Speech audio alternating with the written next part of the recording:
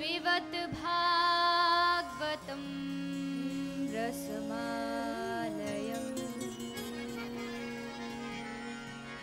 मुहुरहो रसिका भुवि भावुका।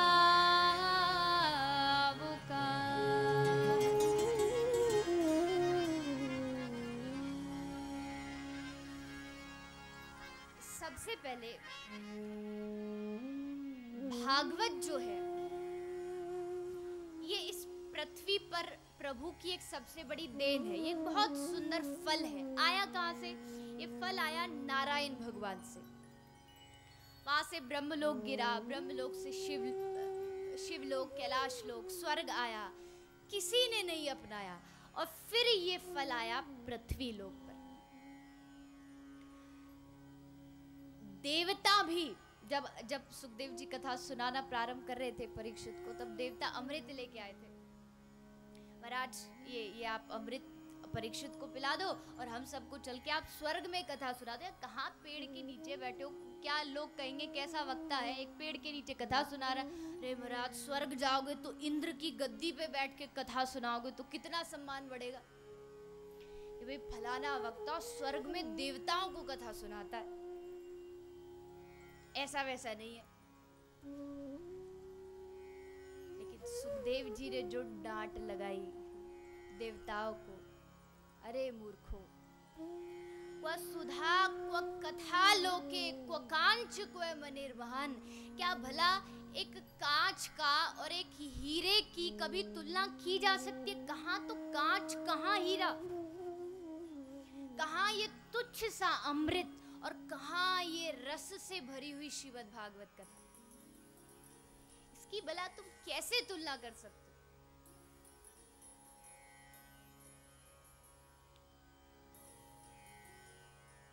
अमृत क्या है? सबसे बड़ा अमृत गोपियों ने गाया गोपी गीत में, तब कथामृतम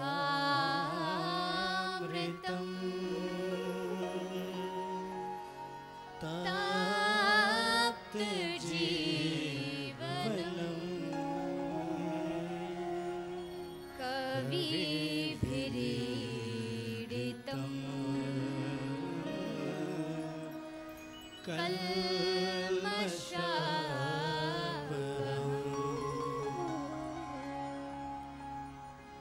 तब कथामृतम। अमृत सबको चाहिए, सब चाहते हैं हम अमृत पिए अमर हो जाए। चाहिए कि नहीं? अच्छा, जिसको अमृत चाहिए एक बार हाथ खड़ा कर दो।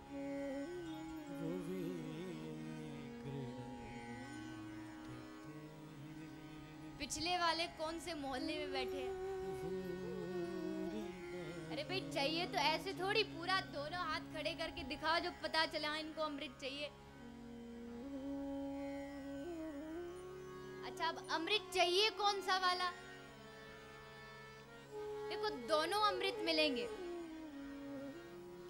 स्वर्ग वाला भी कोई ज्यादा मुश्किल चीज नहीं है, थोड़े बहुत पुण्य कर लो मिल जाएगा।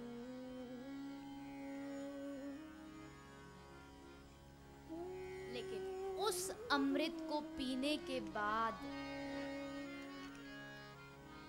ना तो भक्ति बढ़ती है,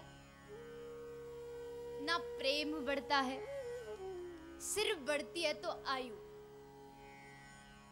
आयु को बढ़ा के आप कुछ नहीं पा सकते, ये जरूर याद रखिए। आप 100 साल जियो, बेशक 500 साल, बेशक 1000 साल जियो, कोई फायदा नहीं है। लेकिन अगर 80 साल 70 साल भी जियो और कुछ ऐसा करके जाओ कि लोग याद करें कि हाँ एक आदमी था। लोग घर आकर के आपके घर आके दिल से आपको याद करे, अरे प्रभु बड़ा बढ़िया आदमी था।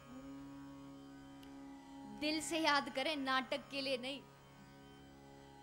बहुत से होते वैसे ही बस आवाज ही आवाज निकालते रहते, रोने की कुछ अंदर होता नहीं है। अंदर से तो कहते बढ़िया बला टल गई, दिन भर परेशान करता था, बढ़िया भगवान इसको ले गया। 2-4 ऐसे और हैं उनको भी ले जाए, बाहर से दिखाते हम बड़े दुखी हैं। कई बार ये उदाहरण दिया और हमारे ब्रज में ये ज़्यादा फिट होता है कि जब माताएं जाती है ना कि कोई मर जाए तो रोने के लिए, वो उसमें ऑटो में बैठी बैठी मूंगफली खाती रहेंगी, बातें करती रहेंगी, गाती रहेंगी, बड़े बढ़िया बढ़िया जोक चलते रहेंगे। और जैसे ही आया कि अब मरने वाले का घर नजदीक आ गया, चलो करो घूंघट। अब घूंघट में कोई ये तो खोल के देखेगा नहीं कि आंसू आ भी रहे कि नहीं, बस चिल्लाओ।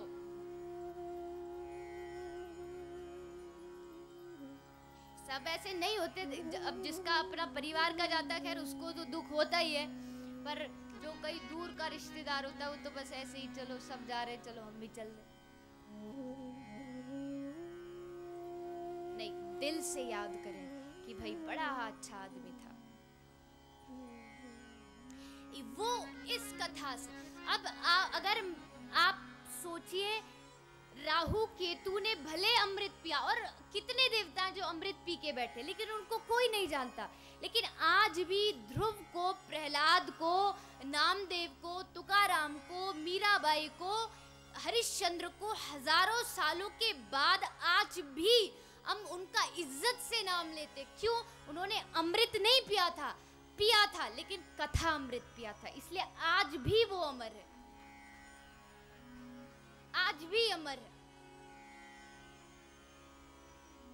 इसलिए ये कथा अमृत को पी के आप अमर बन सकते हो। भागवत क्या है? अब किसी ने कहा कि भाई ये तो वेद शास्त्रों का सार है, फिर इसको वेदों से ज्यादा क्यों सम्मान मिले? हाँ, वेद जो है वो धर्म की जड़ें हैं, लेकिन उस वृक्ष की जड़ों का जो रस है वो कहाँ जाता है? वो रस जो है वो पेड़ के फल के रूप में बाहर आता है। वैसे ही वेद, उपनिषद, शास्त्र, पुराण सब धर्म की जड़ें हैं, लेकिन भागवत उसका फल है।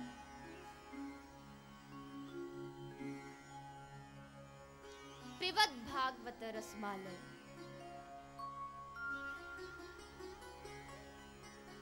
इस रस को खूब पियो, जितना पी सको।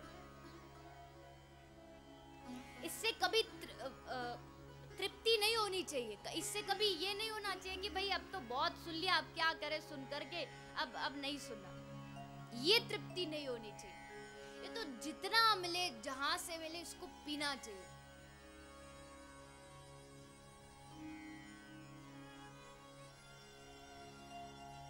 तो निगम कल्पतरु, ये जो कथा है ना, ये जो पंडाल है, ये गन्ने की खेती की तरह है, इसमें सिर्फ और सिर्फ रस भरा है।